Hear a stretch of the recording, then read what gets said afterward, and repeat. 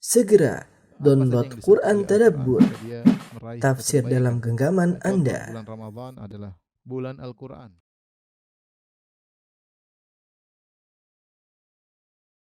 Bismillahirrahmanirrahim. Assalamualaikum warahmatullahi wabarakatuh.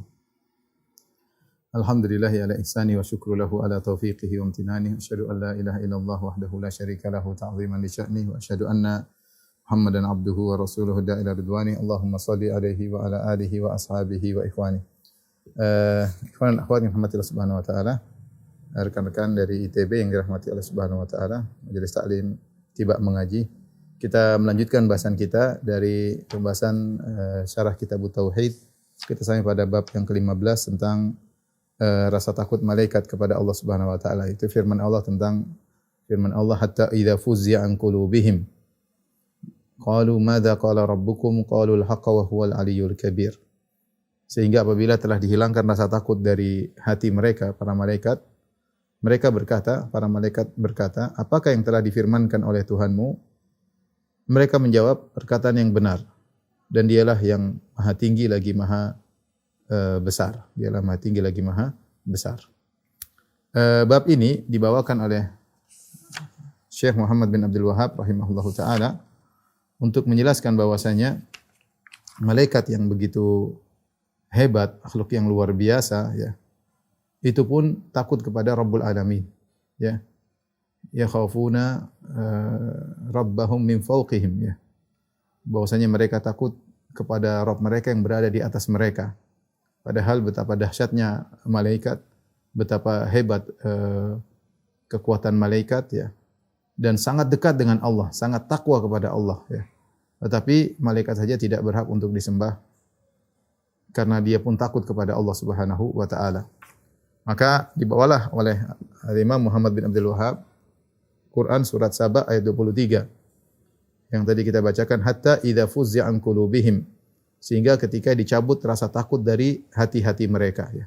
Hatta idza fuzzi'a an qulubihim, dicabut rasa takut dari hati-hati mereka. Hati-hatinya siapa? Hatinya para malaikat. Dan ini dalil bahwasanya malaikat memiliki sifat-sifat yang Allah sebutkan dalam Al-Qur'an, seperti memiliki sayap, uli ajnihah, masna wa thulatha wa ruba', yazidu fil khalqi ma yasha', ja'ilul malaikati rusulan uli ajnihah. Kata Allah, Allah telah menjadikan malaikat memiliki sayap-sayap. Ada yang 3, ada yang 4, ada yang 2, ada yang 3, ada yang 4. Yazidu fil khalqi ma yasha', ada yang lebih daripada itu, seperti malaikat Jibril yang memiliki sayap 600 sayap, ya. Jika salah satu sayapnya dibuka, maka akan menutup cakrawala, yang ini menunjukkan dahsyatnya malaikat. Dan malaikat memiliki zat yang tercipta dari cahaya, ya. Cahaya selalu menunjukkan akan kesucian, tercipta dari cahaya. Dan malaikat memiliki fisik, ya. Fisiknya tadi diantaranya memiliki sayap, memiliki tubuh, kemudian memiliki wajah, ya. Disebutkan punya telinga. Datang dalam hadis-hadis, di antaranya memiliki qalb. Qalb itu jantung dalam bahasa Arab. Hatta idza fuzzi'a an qulubihim. Kata Allah, tatkala dicabut rasa takut dari jantung mereka. Tentunya jantung malaikat tidak sama dengan jantung manusia, ya. Kalau manusia jantung ada denyutnya, ada klepnya, ada katupnya, ada aliran darah, ya. Kemudian bisa mengalami penyumbatan kalau terlalu banyak makan kolesterol dan macam-macamnya. Tentu jantung malaikat tidak demikian. Jantung malaikat tidak demikian. Karena malaikat asal tidak makan. Malaikat tidak makan, tidak minum. Dan ini ada kehebatan malaikat. Sampai ketika Nabi Ibrahim alaihissalam menghidangkan makanan kepada malaikat, ya. Faqarraba ilaihim, ya. Qala ala ta'kulun, makanan sudah dihidangkan depan malaikat, itu malaikat menjelma menjadi manusia. Kemudian malaikat tidak makan-makan, ya. Tidak menyentuh makanan tersebut. Ala ta'kulun, tidaklah kalian makan. Fa aujasa minhum khifah. Akhirnya Nabi Ibrahim takut. Qalu la takhaf. Ya. Jangan kau takut wahai Ibrahim. Jadi Ibrahim ternyata melihat mereka, kok ini manusia tidak makan. Ternyata mereka adalah malaikat. Tidak makan.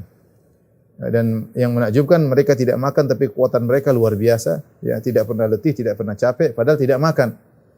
Subhanallah, bagaimana Allah ciptakan mereka dengan sumber energi yang tidak perlu diisi dengan energi makanan dan minuman, tapi malaikatnya sendiri energik.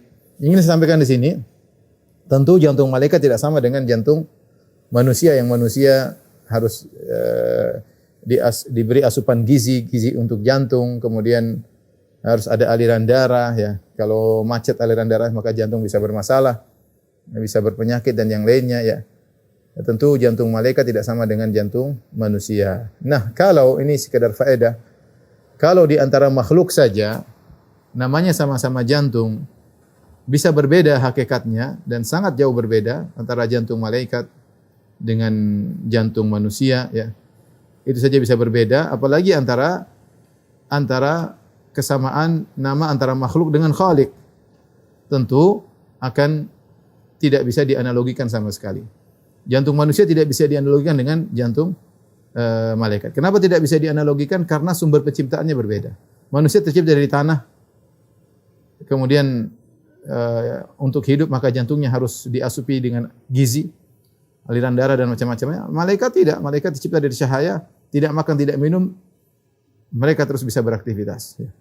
Kalau antara makhluk dengan makhluk saja bisa berbeda, ya apalagi antara makhluk dengan Khalik. Kalau kita bilang wajah manusia dengan wajah Allah tentu tidak bisa disamakan, tentu tidak bisa disamakan ya. Kata Nabi sallallahu alaihi wasallam, hijabuhun nur law kushifa la ahraqat subhatu wajhi man taha ilaihi basaruhu min khalqih.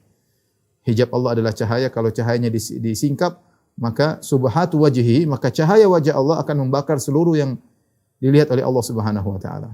Betapa dahsyatnya wajah tersebut. Yang wajah tersebut adalah kelezatan terindah pada hari kiamat. Kalau bahkan ini diakui oleh Abu Hasan Al-Asy'ari. Abu Hasan Al-Asy'ari dalam kitabnya menyatakan bahwasanya nikmat terindah di surga adalah memandang wajah Allah Subhanahu wa taala ya. Memandang wajah Allah Subhanahu wa taala. Itu wajah tersebut tidak bisa disamakan dengan wajah makhluk. Oleh karenanya kalau di antara makhluk saja bisa beda meskipun namanya sama. Dan ini sering ditakrir oleh Ibnu Taimiyah rahimahullah. Beliau menyebutkan di antara makhluk, bahkan di antara dunia dan penghuni surga ya. Ada sungai dunia dengan sungai surga berbeda, buah di dunia dengan buah di surga berbeda, wanita dunia dengan wanita di surga berbeda ya. Apalagi antara makhluk dengan Khalik.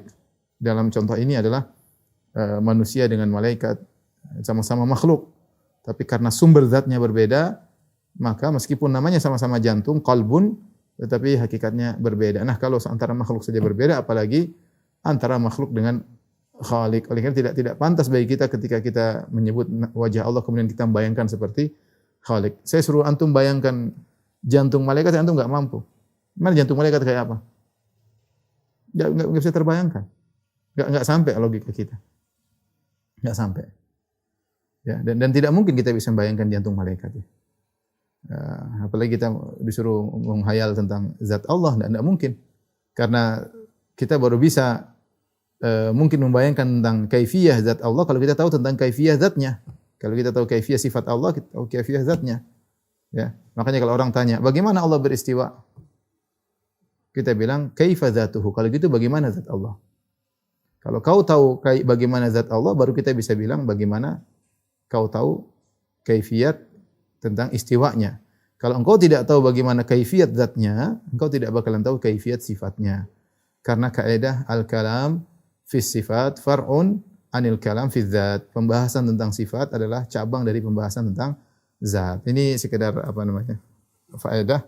Intinya saya ingin sampaikan bahwasanya makhluk bisa saja namanya sama tapi hakikatnya berbeda. Kalau makhluk di antara makhluk saja bisa berbeda, apalagi antara makhluk dengan Khalik. Kesamaan nama tidak melazimkan kesamaan hakikat. Kesamaan nama tidak melazimkan kesamaan hakikat. Taib. Apa yang terjadi dengan tafsir surat Saba 23? Ternyata datang dalam hadis dalam Sahih Bukhari dari Abu Hurairah menafsirkan tentang ayat ini. Dan inilah sebaik-baik tafsir. Sebaik-baik tafsir adalah tafsir Al-Qur'an dengan Al-Qur'an, kemudian kalau tidak ada Al-Qur'an dengan hadis.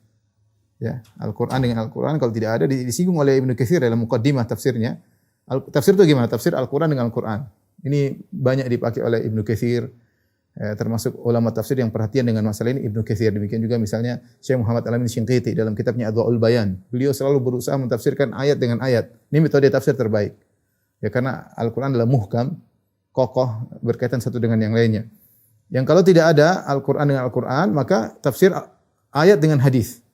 Ayat dengan hadis. Karena yang sebaik-baik, yang lebih tahu tentang Al-Quran adalah Rasulullah sallallahu alaihi wasallam. Kalau tidak ada hadis, baru kemudian metode mentafsiran antara Al-Quran ditafsirkan dengan perkataan para sahabat. Dan inilah yang disampaikan oleh Ibnu Jarir At-Tabari. Ibnu Jarir At-Tabari dalam tafsirnya selalu menukil perkataan para sahabat. Kalau enggak ada perkataan para sahabat, dia nukil perkataan para tabi'in. Karena mereka adalah generasi salaf, mereka lebih ngerti tentang Al-Quran daripada kita. Ya. Kalau tidak ada, semuanya tidak ada, baru kemudian dengan konsekuensi dari linguistik bahasa Arab, yaitu dari secara bahasa. Baru kita secara bahasa. Maka inilah metode yang tepat. Jadi ayat dengan ayat ditafsirkan dengan ayat. Kalau enggak ada, ayat ditafsirkan dengan hadis. Kalau enggak ada, ayat ditafsirkan dengan perkataan sahabat maupun perkataan tabi'in. Kalau tidak ada, baru dengan bahasa. Ya, karena Al-Quran turun dengan bahasa Arab. Ketika tidak ada tafsir yang mendukung akan hal ini, maka kembali kepada secara linguistik, secara bahasa. Nah, di antara kesalahan sebagian orang-orang yang asal nafsir, mereka langsung ke metode bahasa, meninggalkan perkataan, meninggalkan ayat yang lain, meninggalkan hadis, ya, meninggalkan perkataan salaf, langsung menuju bahasa. Seperti menafsirkan misalnya Jahmiyah mengatakan, wa huwa ma'akum aina ma kuntum. Sungguhnya Allah bersama kalian di mana kalian berada. Langsung mengambil bahasa, maksudnya adalah begini. Maksudnya Allah di mana-mana, ini contoh. Langsung loncat ke bahasa, ini salah. Ada metode, harusnya tafsir ayat dengan ayat dengan hadis, baru ayat ditafsirkan oleh perkataan salaf, baru kemudian tidak ada, baru bahasa. Nah, ayat ini, ayat Saba, surat Saba ayat 23, hatta idza fuzi'a an qulubihim qalu madza qala rabbukum, ketika rasa takut dicabut dari hati-hati, dari jantung-jantung malaikat, maka mereka sadar setelah itu, mereka saling bertanya, madza qala rabbukum, apa yang dikatakan oleh Rabb kalian? Ayat ini ditafsirkan oleh Nabi SAW dalam hadis yang diriwayatkan dalam Sahih Bukhari dan dari Abu Hurairah, dan ini juga ditampilkan oleh Syekh Muhammad Wahab dalam kitab Tauhid. Saya bacakan dari Abu Hurairah bahwasanya Rasulullah SAW bersabda, "Idza qadallahu al-amra fis sama." Jika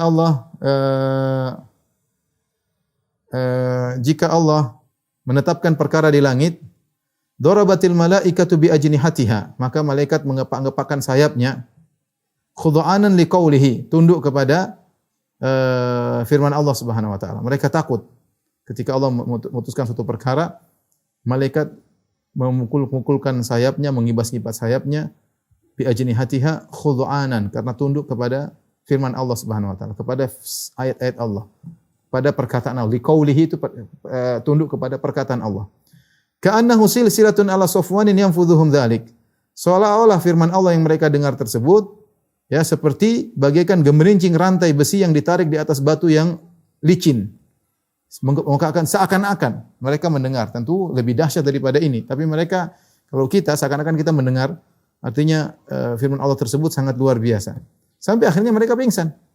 Tidak kuat, ya. Hatta idza fuzzi'a an qulubihim, ketika dicabut rasa takut dari dada-dada mereka, qalu madza qala rabbukum, maka mereka saling berbicara, madza qala rabbukum, apa yang telah difirmankan oleh Rabb kalian? Qalul haqqa, ya. Maka mereka menjawab, Allah mengucapkan al-haq, wa huwal aliyul kabir, dan Allah maha tinggi dan maha besar. Akhirnya mereka perbincangkan tentang isi daripada wahyu Allah tersebut. Tadi Allah bilang apa? Mereka dengar, kemudian mereka pingsan, kemudian mereka bukan pingsan, artinya mereka rasa takut luar biasa. Ketika dicabut rasa takut, baru mereka mulai komentar di antara mereka, ya. Fa yasma'uha mustariqu sam'i, maka pembicaraan mereka didengar oleh pencuri berita. Wa mustariqu sam'i hakadha ba'dhuhu fawqa ba'd, dan pencuri berita mereka seperti ini, saling apa? Tumpuk menumpuk. Yang ini saya sampaikan, ikhwan dan akhwat yang dirahmati Allah Subhanahu wa taala. Ini saya ambil faedah lagi. Al-Imam Al-Bukhari rahimahullahu taala dalam kitabnya Khalqu Af'alil Ibad, dicetak ada 1 jilid, ada 2 jilid. Dan perkataan ini dinukil oleh Ibnu Hajar Al-Asqalani dalam Sahih Al-Bukhari, ya. Dalam kitab Tauhid, ya, di bab terakhir dari Fathul Bari. Dia nukil bagaimana Al-Imam Al-Bukhari berdalil dengan hadis ini bahwasanya Allah berbicara dengan suara. Allah berbicara dengan suara karena di antara akidah Ahlussunnah wal Jamaah Allah berbicara dengan suara. dengan huruf dan suara dan didengar. Dan ini akidah Ahlussunnah wal Jamaah. Al-Imam Al-Bukhari berdalil dengan hadis ini juga dengan hadis yang lain ketika pada hari kiamat kelak Allah nada fayunadi bi sautin yasma'uhu man qarub kama yasma'uhu man ba'ud kama yasma'uhu man qarub. Kata Nabi SAW, fayunadi, pada hari kiamat kelak Allah akan menyeru. Nida itu suara. Nida bahasa Arab artinya menyeru, artinya suara, bersuara. Ya, bisautin. Nabi mengatakan dengan suara jelas, bisautin. Hadis sahih. Ini dijadikan dalil oleh Imam Bukhari agar kita tahu bahwasanya akidah kita akidahnya Imam Bukhari. Bisautin yasma'uhu man qarub kama yasma'uhu man ba'ud kama yasma'uhu man qarub. Didengar oleh orang yang jauh maupun orang dekat sama saja. Apa kata Al-Imam Al-Bukhari mengomentari hadis ini? Bahwasanya Allah berbicara dengan suara, tapi suara Allah tidak sama dengan suara makhluk. Kalau suara makhluk semakin jauh didengar, semakin tidak terdengar. Kita bicara sama orang semakin jauh, semakin kecil mendengar suara kita, semakin jauh semakin tidak terdengar. Tapi Allah berbicara dengan suara yang dekat jauh sama saja mendengar. Ini menunjukkan Allah punya suara, tapi suara Allah tidak sama dengan makhluk. Kemudian Imam Bukhari membawakan hadis ini yang sering kita baca. Di antara dalil akan hal ini, bahwasanya suara Allah tidak sama dengan suara malaikat. Buktinya malaikat kalau mendengar suara Allah mereka sampai ketakutan. Lain halnya mereka ketika mendengar suara di antara mereka, mereka tidak takut. Imam Bukhari jelasin. Buktinya ketika mereka saling bertanya-tanya, qalu madza qala rabbukum? Apa tadi yang diucapkan oleh Rabb kalian? Qaulul haq, Allah telah menyampaikan kebenaran begini. Ketika mereka saling berbicara, malaikat dengan malaikat saling mendengar suara di antara mereka, mereka tidak ada masalah. Tetapi ketika mereka mendengar firman Allah, mereka ketakutan. Seakan-akan ka'annahu silsilatun ala safwanin yanfudhuhu dzalik. Seperti suara yang seperti rantai yang ditarik di atas batu yang licin, sangat memekakan telinga sampai masuk ke dalam jantung mereka, rasa takut tersebut. Masuk dalam jantung mereka. Inilah akidah Ahlussunnah wal Jamaah. Maksudnya Allah berbicara dengan suara yang didengar. Dan hadis ayat terlalu banyak akan hal ini. Ya, ayat terlalu banyak akan hal ini. Ya. Di dunia Allah berbicara dengan sebagian nabinya, di hari kiamat juga Allah akan berbicara dengan bertanya kepada orang-orang, ya. Allah tegakkan hujah, Allah bertanya kepada mereka yang mereka dengar pembicaraan tersebut dan mereka bisa menjawab. Mereka bisa menjawab, ya. Taib, ini hanya istitrat, hanya tambahan. Kita kembali kepada tujuan dari hadis ini. Hadis ini, ya, ingin menjelaskan bahwasanya malaikat yang sangat dekat dengan Allah takut kepada Allah. Takut kepada Allah. Ya, kemudian sampai rasa takut dari jantung mereka dicabut, baru mereka bisa bicara dengan normal. Ketika mereka sedang bicara dengan normal, ternyata pembicaraan mereka didengar oleh pencuri berita. Pencuri berita maksudnya setan. Wa mustariqus sami hakadza ba'dhu fawqa ba'd. Dan pencuri berita tersebut begini, saling tumpuk menumpuk. Maksudnya para jin, setan-setan. Ya.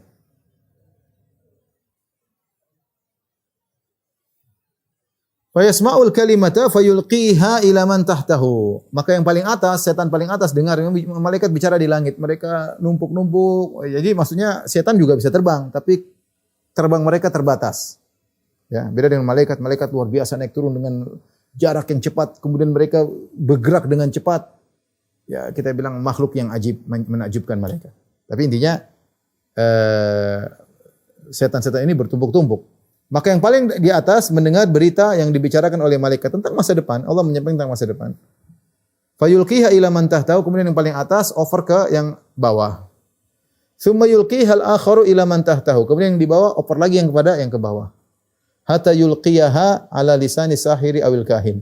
Sampai dioper sampai pada lisannya dukun atau penyihir. Farubbama adrakahu shihabu qabla an yulqiha. Tetapi bisa jadi sebelum sampai ke lisannya penyihir terkadang sudah terkena percikan lemparan bintang, ya. Ya, percikan bintang kena mereka atau ada api yang mengenai mereka. Warubbama alqaha qabla an yudrikahu. Terkadang mereka di langit, ya, sudah lempar dulu, sudah over berita baru kena lemparan bintang. Intinya terkadang berhasil, terkadang tidak berhasil. Fa yakdzibu ma'aha mi'ata kadzbah, maka sang dukun menambah dengan 100 kedustaan. Fa yuqalu, maka dikatakan alaysa qad qala lana yauma kadza wa kadza, ya, maka dikatakan tentang sang dukun, bukankah sang dukun pernah berkata pada kita, pada hari ini akan terjadi ini dan ini? Wa yusaddaqu bitilkal kalimati allati sumi'at minas sama. Maka dukun tersebut dibenarkan, ya, akibat berita yang didengar dari langit. Hadis ini bercerita tentang bagaimana keterkaitan dukun dengan syaitan. Bahwasanya dukun asli yang punya hubungan benar-benar dengan syaitan, terkadang dia meramal benar. Tetapi ini dahulu sebelum Nabi diutus, kemungkinannya besar. Karena Nabi ditanya, ya Rasulullah, betapa sering dukun meramal ternyata benar. Nabi cerita, kenapa terkadang dukun meramal itu bisa benar? Allah memberi ujian, ya. Ada ujian. Terkadang Allah menyampaikan berita tentang masa depan kepada para malaikat, dan malaikat memperbicarakan berita tentang masa depan tersebut. Ada setan yang dengar. Dia over sampai ke lisannya dukun atau lisannya penyihir. Oleh karenanya kalau ada dukun meramal sesekali benar, maka yakinlah itu dukun asli. Benar-benar dia punya hubungan dengan syaitan. Tapi kalau ada orang ngaku dukun, ngeramal salah terus, ini dukun palsu. Berarti dia sok-sok jadi dukun. Belum tentu dia punya hubungan dengan syaitan. Belum tentu dia punya hubungan dengan syaitan. Justru kalau ada orang ngeramal benar, ini kita bilang ya, inilah dukun apa? Dukun asli. Inilah dukun asli. Berarti dia punya hubungan dengan syaitan. Ya. Dia punya hubungan dengan syaitan. Dan menakjubkan di sini, sang dukun dia tambah dengan 100 kedustaan. Fayakdzibu ma'aha mi'ata kadzbah. Dukun tambah dengan 100 kedustaan. Dia dengar mungkin samar-samar, tidak jelas pasti, dia tambah-tambahin, diperindah, ya. Terkadang dia bilang insyaallah saya enggak mau mendahului Tuhan, saya begini, ini kira-kira begini, ditambah-tambahin. Kalau yang disampaikan kepada dia tidak begitu jelas, ditambah-tambahin. Kalau jelas dia bisa memastikan dan macam-macam, ya. Yang menakjubkan di sini, gara-gara dia pernah benar sekali di antara 100 kedustaan, dia pernah benar sekali. Orang-orang akhirnya itu yang diingat. Fayuqal alaysa qad qala lana yauma kadza wa kadza. Bukankah dukun ini pernah berkata kepada kita akan terjadi demikian dan benar-benar terjadi? Terjadi demikian dan benar-benar terjadi, ya. Fayusaddaqu, maka dukun tersebut dibenarkan oleh masyarakat bitilkal kalimati lati sumi'at minas sama. Gara-gara satu berita tersebut, dia selalu dibenarkan oleh masyarakat. Ini dijadikan dalil oleh Syekh Abdul Wahab bagaimana masyarakat justru berpegang kepada kebatilan. Ya. Ini dukun pernah benar sekali, 100 kali ngeramal salah. Cuma ngeramal sekali benar. Itu selalu diingat. Benarnya dukun diingat-ingat sehingga dukun tersebut jadikan pegangan. Orang datang meskipun dia ngeramal sudah 100 kali salah. Tapi karena dia pernah ngeramal sekali benar, semua orang percaya sama dia. Berbeda dengan sebaliknya dengan sebagian dai, terkadang sudah sering benar, terkadang salah sekali 2 kali, ditinggalkan oleh sebagian orang. Kebalik. Yang kebaikannya dilupakan. Kesalahannya diingat-ingat bahkan ditinggal. Dukun sebaliknya. Dia benar sekali 2 kali, ya. Benar sekali 2 kali, salahnya 100 kali, yang diingat benarnya tersebut sekali 2 kali tersebut. Ini hal yang menyedihkan yang terjadi di masyarakat. Oleh karena dari sini kita tahu bahwasanya kalau ada yang ngaku tahu ilmu gaib, maka tidak benar, yang tahu hanyalah Allah Subhanahu wa taala, dan Allah memberitahukan kepada sebagian nabi. Kata Allah, alimal ghaibi fala yudhiru ala ghaibihi ahada illa man irtada min rasulin.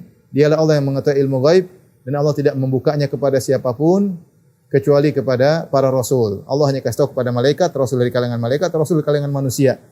Ya, sebagai penguat mukjizat bagi mereka, Allah kabarkan sebagian ilmu gaib. Adapun selain rasul malaikat dan rasul manusia yaitu para nabi, maka tidak ada yang tahu ilmu gaib.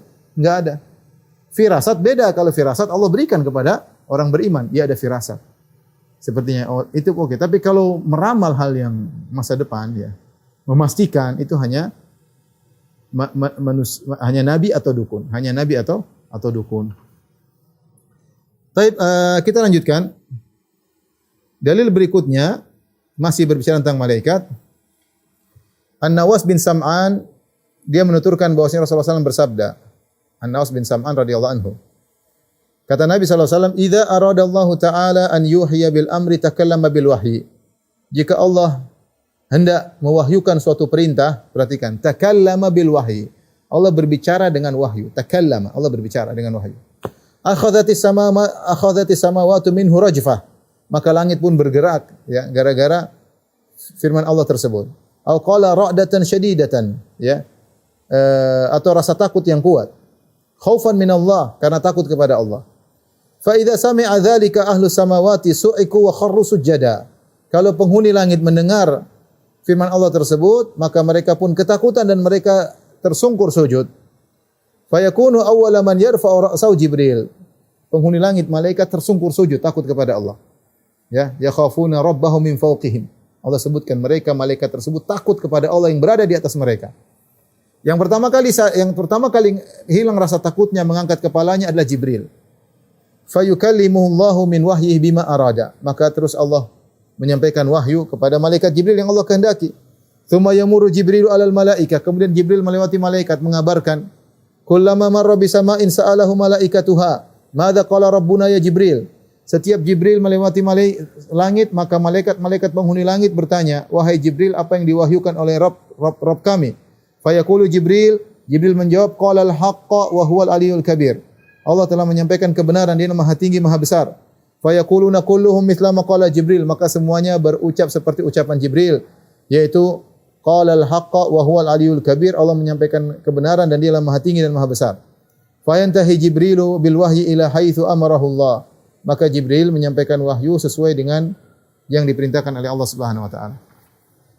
Ini tadi adalah hadis-hadis ayat dari surat Saba ayat 23 yang kemudian ditafsirkan dengan dua hadis yang diriwayatkan oleh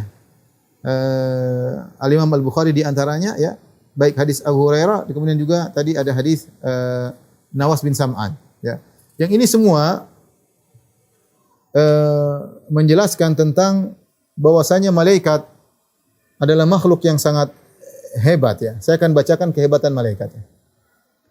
Artinya ini logika sederhana, artinya gimana kamu kemudian menyembah mayat, menyembah wali misalnya, malaikat lebih hebat dari mereka. Malaikat lebih hebat daripada mayat-mayat, malaikat lebih hebat dari wali-wali dan mereka tidak pantas disembah. Lebih dekat mana? Wali dengan Allah atau malaikat dengan Allah? Lebih dekat malaikat. Malaikat di langit. Dekat. Al-malaikatul muqarrabun. Malaikat yang dekat dengan Allah Subhanahu wa taala. Dekat. Allah berbicara dengan malaikat. Tadi hadis-hadisnya jelas. Tapi kalau malaikat saja tidak berhak untuk disembah, apalagi manusia. Di antara keistimewaan malaikat yang berkaitan dengan ketakwaan, pertama, malaikat sangat dekat di sisi Allah. Berbeda dengan manusia yang tinggal di bumi, jauh dari Allah. Allah sering bertemu dan berbicara dengan para malaikat. Allah berfirman, fa in istakbaru, dalam surat Fussilat ayat 38. Fa in istakbaru falladzina 'inda rabbika yusabbihuna lahu bil-laili wan-nahari wa hum la yas'amun. Jika mereka sombong, ya, tidak mau beribadah kepada Allah, manusia sombong, kata Allah enggak ada masalah. Masih ada hamba-hambaku yang menyembahku. Apa kata Allah? Fa in istakbaru, kalau mereka sombong, tidak mau bertauhid kepada Allah, falladzina 'inda rabbika, mereka-mereka yang ada di sisi Rabbmu, yaitu malaikat, yusabbihuna billahu bil-laili wan-nahar, senantiasa bertasbih kepada Allah siang dan malam, wa hum la yas'amun, dan mereka tidak pernah bosan. Artinya kalian manusia tidak mau beribadah, enggak ada masalah. Allah punya makhluk-makhluk yang senantiasa bertasbih kepada Allah dan tidak pernah bosan, la yas'amun. Manusia tidak mampu seperti malaikat. Kita siapa yang bisa baca Quran tidak berhenti-berhenti? Pasti ada kebosanan. Iman kita tidak seperti iman malaikat. Malaikat beribadah, berzikir tidak pernah bosan. Kita terkadang harus variasi. Makanya Allah memberikan ibadah yang bervariasi. Ada salat, ada baca Quran, ada zikir, ya. Malaikat kalau sudah ibadah tidak ada rasa bosan. La yas'amun. Ya. Jadi mereka unggul dari sisi pertama, mereka dekat dengan Allah Subhanahu wa taala. Yang kedua dari sisi ibadah, mereka tidak pernah bosan. Kemudian yang ketiga, mereka juga tidak pernah letih dalam beribadah. Ya. Berbeda dengan manusia, manusia letih. Kita perlu istirahat. Ibadah, istirahat. Malaikat tidak pernah istirahat. Kata Allah dalam surat Al-Anbiya ayat 20, yusabbihuna al-laila wan-nahara la yafturun. Mereka bertasbih siang dan malam. Yusabbihuna al-laila wan-nahar. Artinya sepenuh malam mereka bertasbih, sepenuh siang mereka bertasbih, la yafturun, dan mereka tidak pernah lelah, tidak pernah letih. Kita enggak bisa seperti malaikat. Kemudian apa lagi? Kalau di sisi ketakwaan, malaikat tidak pernah bermaksiat, tidak pernah membangkang. Kita bermaksiat dengan pandangan kita melihat yang haram, bermaksiat dengan pendengaran kita dengar yang haram, bermaksiat dengan lisan kita ucapkan kata-kata yang tidak disukai oleh Allah Subhanahu wa taala. Allah berfirman, "Ya ayyuhalladzina amanu qu anfusakum wa ahlikum naran waquduhan nasu wal hijaratu 'alaihim malaikatun ghilazun shidad la ya'sunallaha ma amarum wa yaf'aluna ma yu'marun." Wahai orang yang beriman, jagalah diri kalian dan keluarga kalian dari api neraka yang bahan bakarnya adalah manusia dan batu. Penjaga neraka adalah malaikat-malaikat yang kasar, keras, dan mereka la ya'sunallah, tidak pernah durhaka kepada Allah, tidak pernah membanggang Allah. Wa yaf'aluna ma yu'marun, dan mereka senantiasa mengerjakan apa yang diperintahkan. Jadi malaikat selalu nurut, tidak pernah bermaksiat. Ini dari sisi dekat, tidak pernah capek, tidak pernah bosan, tidak pernah bermaksiat. Dari sisi fisik, enggak ada apa-apanya manusia. Malaikat diciptakan dari cahaya. Khuliqatil malaikatu min nur.